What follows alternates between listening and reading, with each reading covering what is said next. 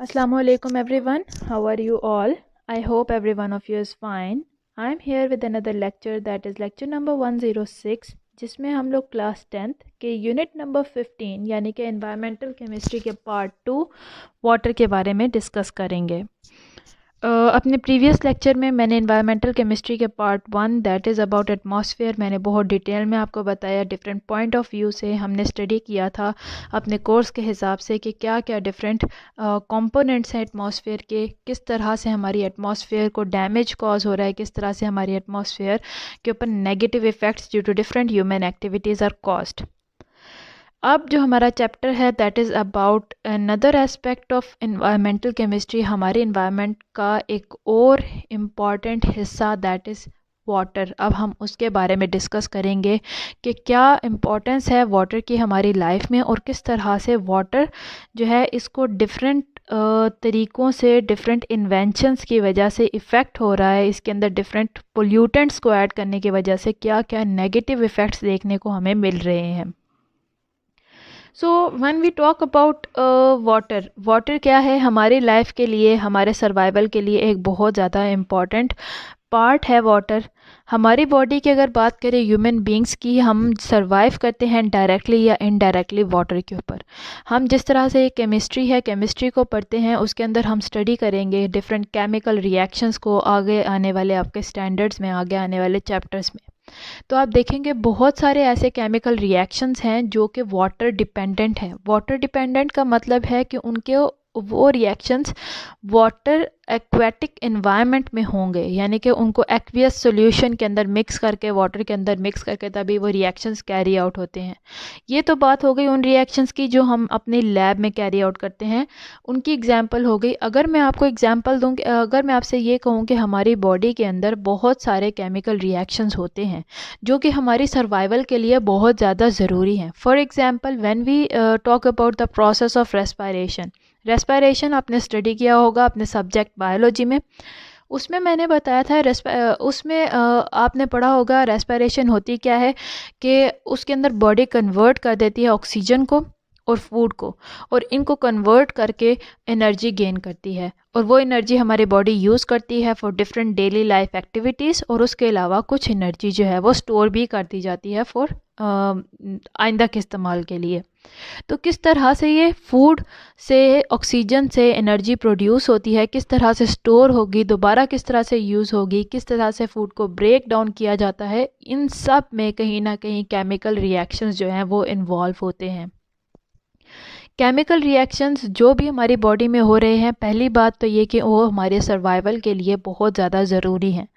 इनके बगैर अगर ये केमिकल रिएक्शंस ना हों जो कि हमारी बॉडी में हो रहे हैं, हमें एनर्जी नहीं मिलेगी, हमारे बॉडी के बहुत सारे प्रोसेसेस जो बहुत इंपॉर्टेंट है वो स्टॉप हो जाएंगे, हिंडर हो जाएंगे, और इसकी वजह से हमारा सर्वाइवल मुश्किल हो जाता है।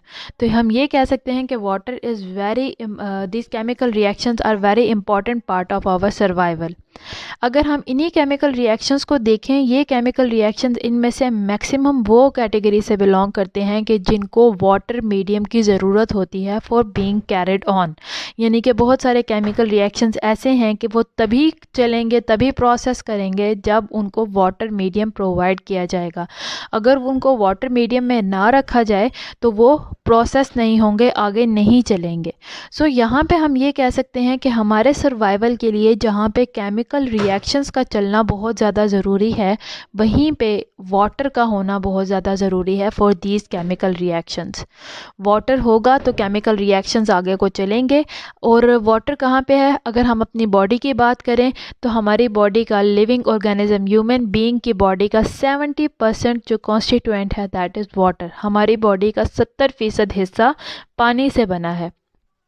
तो ये पानी बहुत ज़्यादा इम्पॉर्टेंट है, ये हमारी बॉडी में इसीलिए स्टोर है कुदरत की तरफ से, क्योंकि ये हमारे सर्वाइवल के लिए बहुत ज़्यादा ज़रूरी है। अब अगर हम अपनी बॉडी को छोड़ के दूसरे टॉपिक्स को देखें, तो अगर हम अपनी डेली लाइफ एक्टिविटीज़ में चले जाएं तो वाटर तब भी बहुत ज़्यादा ज़रूरी है ड्रिंकिंग पर्पसेस के लिए। ड्रिंकिंग के अलावा कुकिंग के लिए वाटर बहुत ज़्यादा इम्पॉर्टेंट है, पानी की ज़रूरत है for washing our utensils, for washing our clothes, for keeping our areas clean. हर जगह पे वाटर बहुत ज़्यादा इम्पॉर्टेंट है।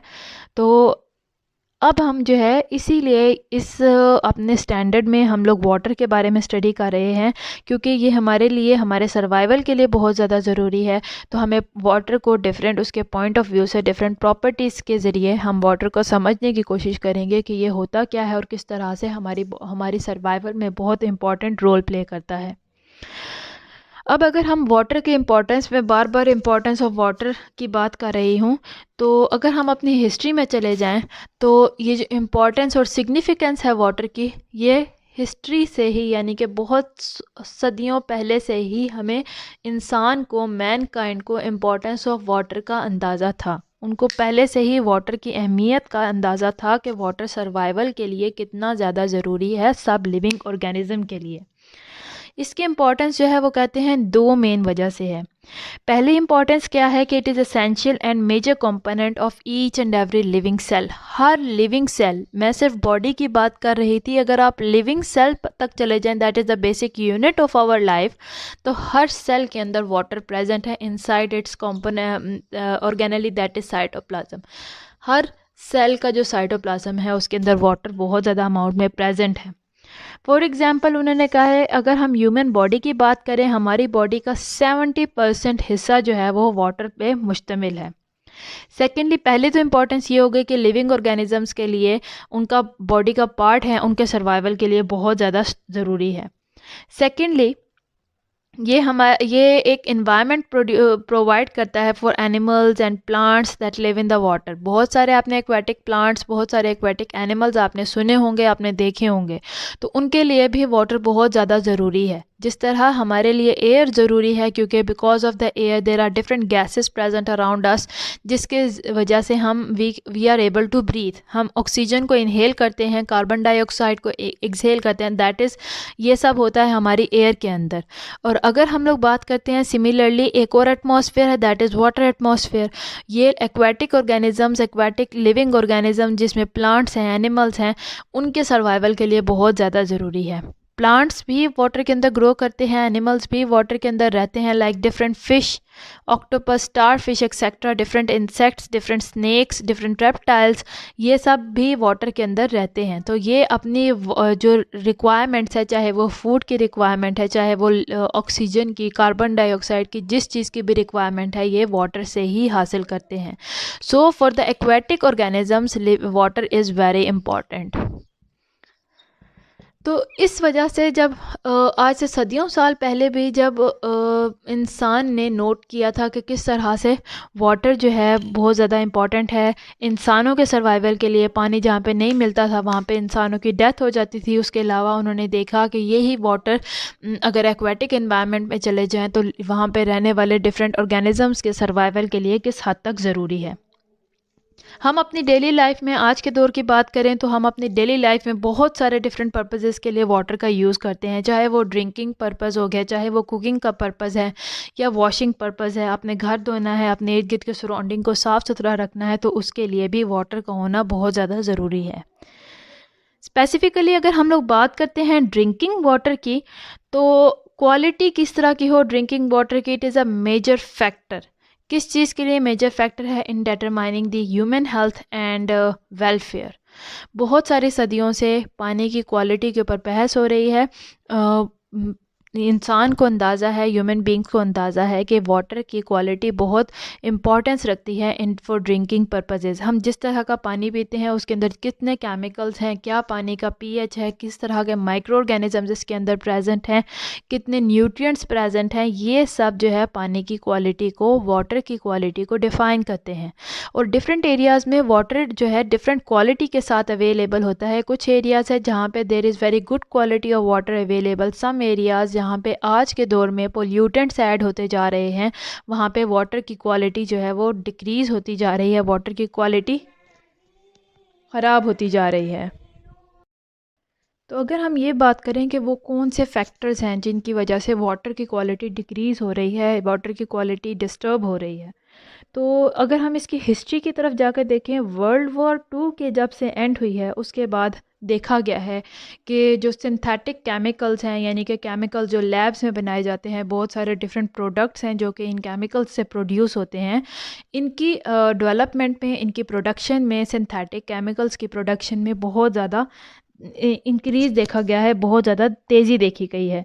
तो बहुत सारे ऐसे केमिकल, जैसे कि मैं आपको बता दूं, फर्टिलाइज़र्स हैं, पेस्टिसाइड्स हैं, जो कि हमारे एग्रीकल्चर में इस्तेमाल होते हैं to control different types of living, जो अटैकिंग एनिमल्स या अटैकिंग प्लांट्स हैं वो पेस्टिसाइड्स कंट्रोल करते हैं।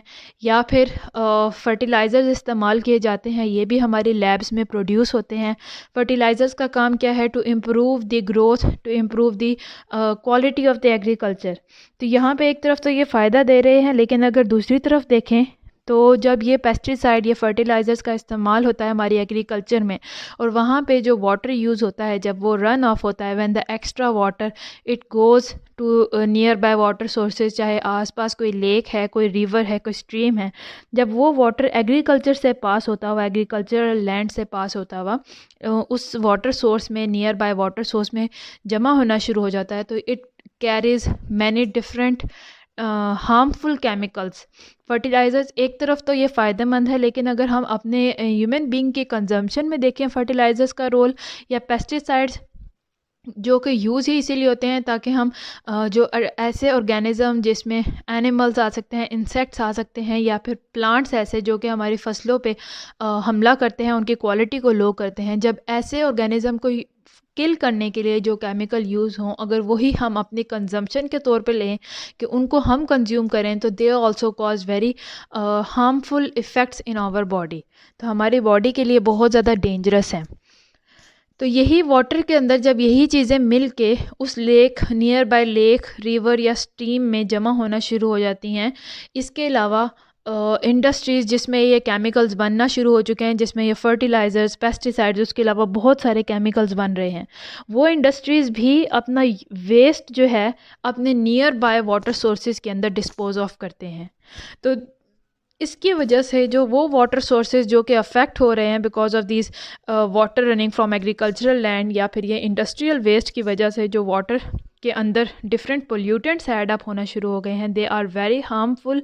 जब ये वेस्ट उस वाटर के अंदर पहुंचते हैं, यही वहाँ पे पोल्यूटेंट के तौर पे काम करते हैं, वहाँ पे जो लिविंग ऑर्गेनिज्म हैं उनके लिए बहुत ज़्यादा ख़तरनाक साबित होते हैं। It they lead to the killing of fish, they lead to the killing of different plants and animals living inside the water. ना सिर्फ वाटर के अंदर, बल्कि उसके अलावा भी अगर फ़िश वहाँ पे सरवाइव कर रही है, या फिर कोई और एनिमल उस वाटर को कंज्यूम करता है फॉर ड्रिंकिंग पर्पसेस, तो ये हार्मफुल केमिकल्स हमारे फूड चेन के अंदर एंटर हो जाते हैं, और डायरेक्टली या इनडायरेक्टली ह्यूमन बॉडी के अंदर एंटर होना शुरू हो जाते हैं, और जिसकी वजह से ये टॉक्सिक लेवल तक जब बिल्ड अप हो जाएं तो they lead to different diseases, not only in the animals but in the human beings also who consume those animals.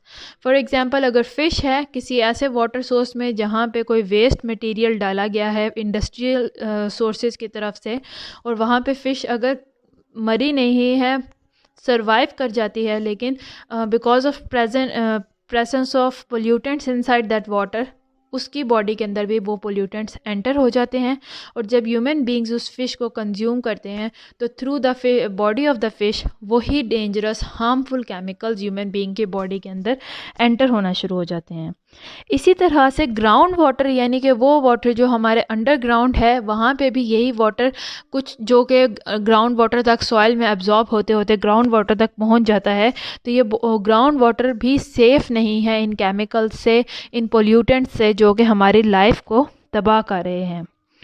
बहुत सारे ऐसे भी इलाके हैं जहाँ पे बहुत सारे इंडस्ट्रीज़ ऐसी भी हैं जो कि वाटर, जो कि अपने पोल्यूटेंट्स को, अपने वेस्ट मटेरियल को वाटर में तो डंप नहीं करते, but they dump in the landfills, और लैंडफिल से भी होते हुए बहुत सारे केमिकल्स अंडरग्राउंड वाटर में पहुँच जाते हैं, और वहाँ पे पहुँच के उसको पोल्यूट कर देते हैं, उसकी क्वालिटी को ख़राब कर देते हैं। इसी तरह बहुत सारे ऐसे, आज का दौर में अगर बात करते हैं, बहुत सारे ऐसे टॉक्सिक केमिकल्स हैं जो कि वाटर बॉर्न है, यानी कि वाटर के अंदर प्रेजेंट हैं थ्रू डिफरेंट सोर्सेज, चाहे वो वेस्ट मटेरियल जो कि इंडस्ट्रीज से निकल रहा है, घरों से निकल रहा है, फैक्ट्रीज से निकल रहा है, या फिर आप बात कर लें एग्रीकल्चर की तरफ से जो वाटर रन कर रहा है उसकी तरफ से, they all are the greatest threat to the supply of water. Specially जो हमारा ड्रिंकिंग वाटर है इन अर्बन एरियाज़, वहाँ पे जहाँ पे ज़्यादा इंडस्ट्रीज़ प्रेजेंट हैं, ज़्यादा फैक्ट्रीज बिल्डअप हैं, वहाँ पे बहुत ज़्यादा ख़तरा है। वहाँ पे वाटर के जो ड्रिंकिंग वाटर है उसकी क्वालिटी बहुत ज़्यादा लो है और उसके अंदर डिफरेंट टाइप्स ऑफ डिसीज़ के सोर्स प्रेजेंट हैं। बिकॉज ऑफ दीज केमिकल्स इंसान, ह्यूमन बींग्स, एनिमल्स, प्लांट्स सब के सब मुख्तलिफ़ किस्म की बीमारियों में मुब्तला होते जा रहे हैं। सो इस वाटर को हम ड्रिंकिंग के काबिल तो वाटर नहीं कहेंगे, बल्कि इसको पोल्यूटेड वाटर का नाम देंगे। यानी कि ऐसा वाटर जिसके अंदर पोल्यूशन फैल चुकी है, जिसके अंदर मुख्तलिफ़ किस्म के हार्मफुल पोल्यूटेंट्स प्रेजेंट हैं। ये आज के दौर में हर सिटीज़न के लिए एक कंसर्न का बायस है। यानी कि when everyone is looking for the safe water to drink, वहाँ पे हर जगह पे इसी तरह का पोल्यूटेड वाटर प्रेजेंट हो तो it is a reason to for the concern. Therefore हमें सबसे पहले वाटर पोल्यूशन को अगर कंट्रोल करना है, वाटर जो ड्रिंकिंग वाटर है उसकी क्वालिटी को अगर इम्प्रूव करना है, तो हमें सबसे पहले ये समझना होगा कि what are the sources of these water pollutants. एक वाटर की स्पेसिफिकली अगर एक वाटर की बॉडी को हम स्टडी करने जा रहे हैं तो हमें यह समझना है कि कौन कौन सा सोर्स है जो उस सराउंडिंग में प्रेजेंट है, जो कि उस वाटर बॉडी के ऊपर नेगेटिव इफेक्ट डाल रहा है, जो कि अपने वेस्ट मटेरियल उसके अंदर डिस्पोज ऑफ कर रहा है। कोई भी पोल्यूटेंट जो कि वाटर के अंदर प्रेजेंट है वो कहाँ से आया है और किस तरह पहुँचा है, किस रास्ते पहुँचा है उस वाटर बॉडी के अंदर। सबसे पहले जब हमें इस चीज़ का अंदाज़ा हो तब हम एक्शन ले सकते हैं उस पोल्यूटेंट की मज़ीद एंट्री को, और जब हमने एक दफ़ा एंट्री को स्टॉप किया या स्लो डाउन कर दिया तो हम फिर वाटर को ट्रीट कर सकते हैं ताकि उसके अंदर से हार्मफुल पोल्यूटेंट्स को निकाला जा सके, और इस तरह से हम लोग अपने आसपास जो एक थ्रेट प्रेजेंट है वाटर के अंदर उसको रिड्यूस कर सकते हैं। तो ये था मेरा आज का लेक्चर इंट्रोडक्शन पे फॉर दिस चैप्टर। उम्मीद है आपको ये लेक्चर समझ आया हो।